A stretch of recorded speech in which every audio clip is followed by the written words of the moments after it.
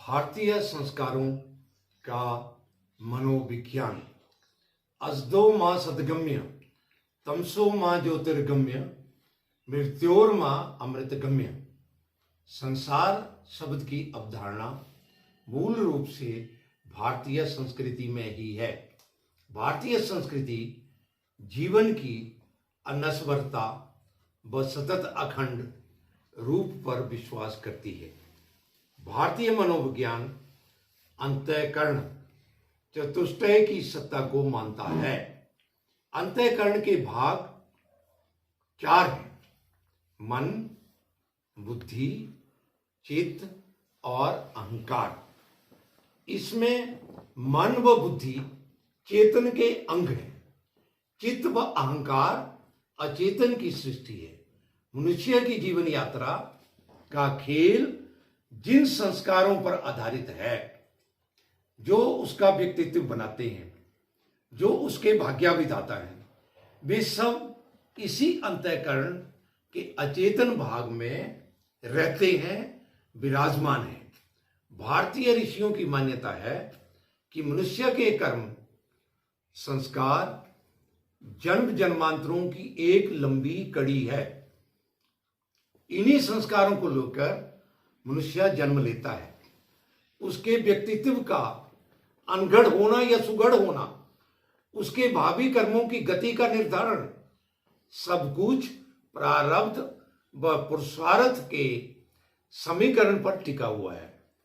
श्री अरविंद के अनुसार मनुष्य 2/3 पशु वृत्तियों को लेकर आया हुआ जीव है।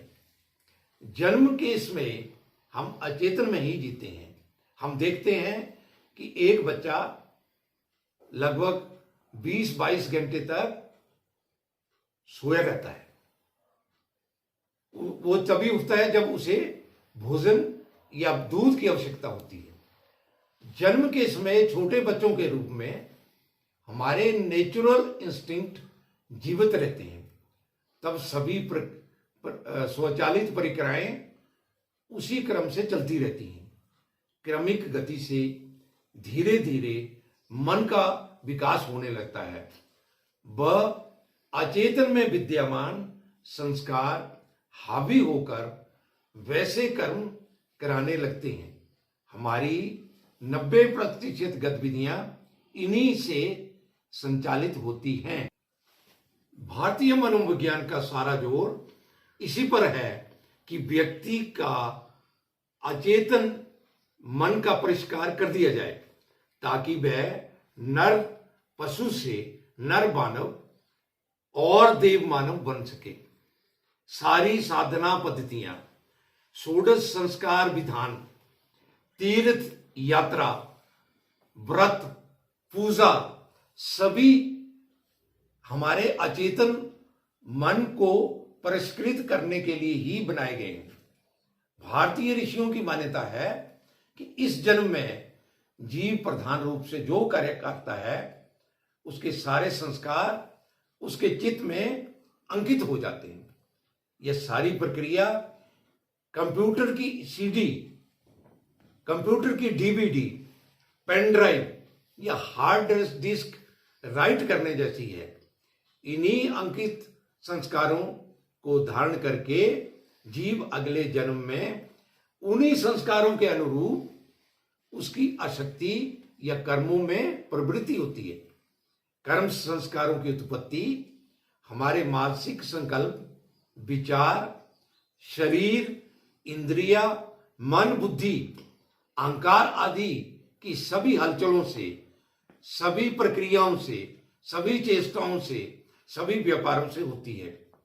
कर्म करते समय हमारा जितना मनोयोग हमारे चित्त